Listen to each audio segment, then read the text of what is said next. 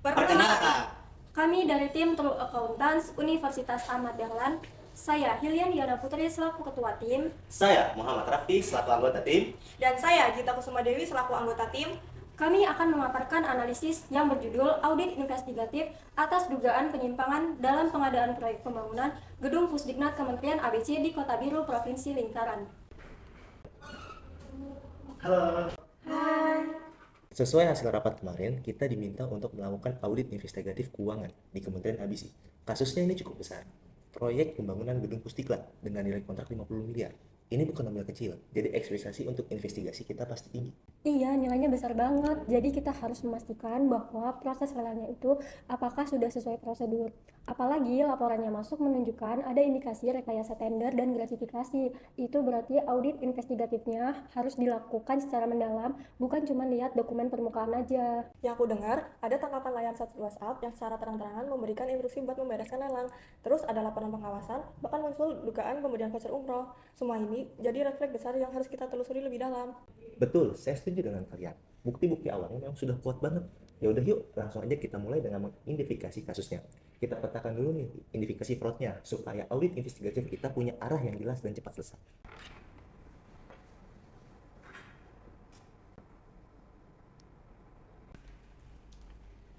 Nah, untuk mengidentifikasi adanya fraud di proyek pembangunan gedung Pusdiklat Kementerian ABC di Kota Biru, Provinsi Lingkaran ini, kita harus lihat indikator paling awal dari laporan pengaduan dan hasil pengawasan pendahuluan.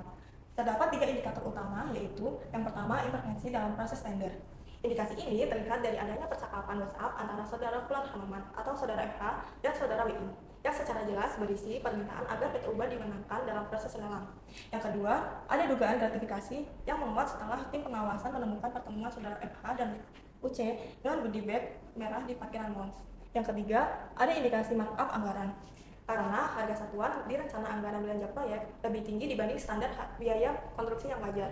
Kalau 3 indikator utama tersebut kita satukan, itu udah membentuk gambaran awal pola fraud yang cukup jelas, seperti adanya tender yang diatur, pemberian hadiah, dan nilai proyek yang diduga dibesarkan. Untuk membangun arah investigasi yang jelas, kita perlu menyusun hipotesis awal menggunakan pendekatan 5W plus 2H, yaitu what, who, when, where, why, how, and how much. Dari sisi what, dugaan utama adalah adanya penyalahgunaan wewenang, intervensi dalam proses tender, dan pemberian gratifikasi. Terkait who, terdapat 3 indikator utama dalam kasus ini, yaitu saudara Fulan Hanoman atau saudara FH selaku pejabat pengadaan, saudara WI sebagai staf pelaksana, dan saudara UC yang merupakan pemilik perusahaan pelaksana proyek di PT UBA. Dari kronologi, diketahui bahwa penyimpangan terjadi sejak akhir Desember tahun 2022 hingga awal tahun 2024 yang menjawab unsur when. Sementara itu, lokasi penyimpangan atau unsur where mencakup ruang lingkup proses pengadaan, area proyek pembangunan gedung, hingga parkiran mal tempat saudara FH dan saudara UC melakukan pertemuan pribadi. Dari unsur pendekatan Y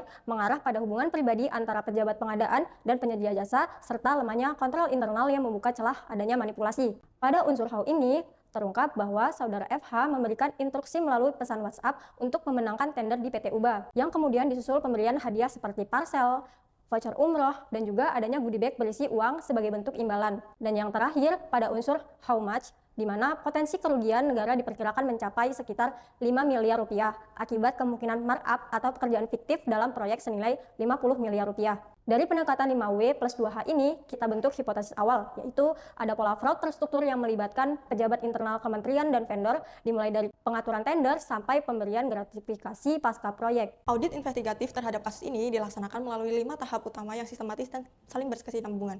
Yang pertama, identifikasi awal. Tahap pertama ini bertujuan menentukan predication, yakni alasan logis yang cukup kuat untuk memulai audit. Auditor melakukan pemetaan terhadap aktor, pola kecurangan, dan resiko berdasarkan pengadaan serta laporan pengawasan sebelumnya. Selain itu, auditor juga merumuskan hipotesis awal terkait dugaan kecurangan dan potensi area risiko yang perlu ditelusuri lebih lanjut. Yang kedua, pengumpulan bukti. Setelah hipotesis dirumuskan, auditor melanjutkan ke tahap pengumpulan bukti. Bukti yang dikumpulkan mencakup dokumen kontrak, berita acara, invoice, bukti transfer, email, tangkapan layar pesan, rekaman CCTV, hingga hasil wawancara dengan saksi-saksi kunci. Proses ini juga melibatkan observasi langsung dan penelusuran dokumen non-struktural yang relevan. Yang ketiga, analisis. Data dan dokumen yang terkumpul kemudian dianalisis secara menyeluruh. Pada tahap ini, auditor membandingkan bukti dokumen formal dengan faktor lapangan.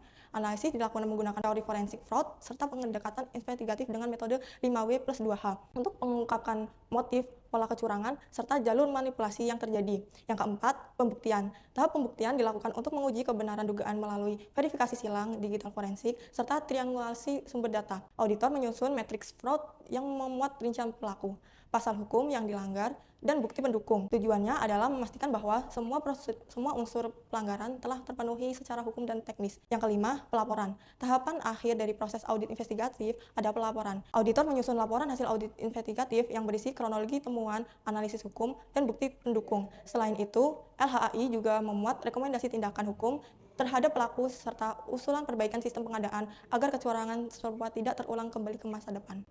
Ini ada bukti chat. Kapan tuh? Tanggal 22 Desember tahun 2022. Nah, saudara Fulan Hanoman atau saudara FH kirim pesan ke saudara WI. Isinya, bereskan supaya PT UBA menang. Oh, Pesannya jelas banget loh, itu udah masuk kategori investasi tender, padahal seharusnya pemenangan ditentukan dari nilai teknis dan harga kan, bukan arahan sepihak kayak gitu. itu aja udah mencurigakan. Tapi yang makin bikin gak beres itu ada bukti rekaman CCTV di parkiran mall pada tanggal 15 Februari 2024. Si saudara FH bertemu dengan saudara UC, terus menerima goodie bag berwarna merah yang diduga berisi uang. Dan mereka juga udah kenal lama loh, nggak cuma rekan kerja, tapi teman sejak di SMA. Jadi wajar kalau hubungan pribadi itu berdampak ke proses penyimpangan dalam pengadaan proyek pembangunan gedung Pusdiklat. Belum lagi hasil audit dokumen, harga satuannya kelihatan lebih tinggi dari standar pasar, kayak ada potensi markup juga di sini. Jadi kalau kita rangkum, ada beberapa hal yang udah kelihatan, seperti intervensi dalam tender, dugaan gratifikasi, relasi pribadi yang kuat, dan kemungkinan markup anggaran. Berdasarkan data dan temuan yang kita kumpulkan, ada 4 jenis fraud utama yang berhasil diidentifikasi. Pertama, gratifikasi. Saudara FH selaku Kepala Bagian Umum Kementerian ABC menerima berbagai bentuk hadiah dari UC, berupa voucher umroh, parsel lebaran, dan goodie bag yang diduga berisi uang. Gratifikasi ini tidak dilaporkan dalam waktu 30 hari, sebagaimana diatur dalam pasal 12B Undang-Undang Nomor 20 Tahun 2001 tentang tindakan pidana korupsi. Kedua, markup. Saudara UC, pemilik PT UBA, terindikasi melakukan penggabungan harga pada proyek sebesar 50 miliar. Harga satuan jauh di atas standar dengan indikasi pengadaan barang under spec atau fiktif. Tindakan ini melanggar pasal 3 Undang-Undang Tipikor dan pasal 2 dan 3 Undang-Undang Nomor 20 Tahun 2001. Ketiga, konflik kepentingan. Saudara FH dan UC memiliki hubungan pribadi sejak lama, mereka merupakan teman semasa SMA dan kerap bertemu di luar jam kerja. Hal ini bertentangan dengan pasal 5 ayat 1 dan pasal 22 Peraturan Presiden Nomor 12 Tahun 2021 yang mengatur larangan konflik kepentingan dalam proses pengambilan keputusan administrasi publik. Keempat, rekayasa tender. Bukti digital menunjukkan adanya upaya pengondisian tender. Saudara FH mengirimkan pesan WhatsApp ke saudara WI yang berisi arahan, bereskan agar UBA menang. Tindakan ini melanggar Peraturan Presiden Nomor 12 Tahun 2021 dan etika ASN karena adanya intervensi terhadap pengadaan barang atau jasa. Keempat jenis fraud ini saling berkaitan dan diperkuat oleh bukti chat, dokumen resmi, serta pengakuan saksi. Semua sudah cukup untuk dimasukkan dalam laporan hasil audit investigasi sebagaimana landasan penindakan hukum. Selanjutnya kita lakukan analisis mendalam pada data dan temuan di lapangan. Saya rasa kita bisa menyimpulkan bahwa ada indikasi kuat terjadi fraud dalam proyek pembangunan gedung Pusdiklat. Benar banget nih, dari dokumen dan komunikasi digital yang kami telusuri, pola penyimpangan cukup jelas, apalagi ditambah hasil wawancara. Semuanya mengarah pada praktik gratifikasi, markup harga, dan bahkan pengadaan fiktif. Saya juga menemukan bahwa pejabat pengadaan terlibat langsung dalam memberikan arahan yang berpotensi menciptakan konflik kepentingan. Ini sudah keluar dari prinsip netralitas. Bagaimana dengan kerugian negaranya? Dari estimasi sementara yang sudah kita asumsikan, kerugian negara akibat pengadaan harga jasa dan barang tidak sesuai dengan kerugian mencapai sekitar 5 miliar rupiah dan mengasumsikan 5 miliar rupiah tersebut karena adanya markup 10%. Berarti sudah cukup dasar ya untuk memberikan rekomendasi tindak lanjut. Untuk langkah hukum, saya usul kita buat laporan resmi ke Kejaksaan atau KPK. Audit eksternal juga perlu diaktifkan agar hasil investigasi kita makin kuat. Sementara dari sisi internal perlu diperbaikan, misalnya mekanisme pengawasan harus lebih ketat dengan adanya verifikasi dari pihak independen. Dan jangan lupa peran inspektorat, mereka harus dilibatkan lebih awal untuk menilai vendor dan mendeteksi potensi konflik kepentingan. Bagus. Nah, secara teknik forensik, kita juga perlu dorong pemanfaatan digital forensik secara menyeluruh terhadap perangkat-perangkat pihak yang diperiksa. SOP forensik di digital juga perlu dirumuskan sebagai panduan kasus-kasus selanjutnya. Saya setuju. Selain itu, perlu juga ada upaya pencegahan, misalnya pelatihan etika dan anti-fraud untuk pejabat pengadaan dan kelompok kerja. Baik, semua sudah jelas. Kita rangkum ke dalam laporan resmi sebagai kesimpulan dan rekomendasi investigatif. Terima kasih atas kerjasamanya.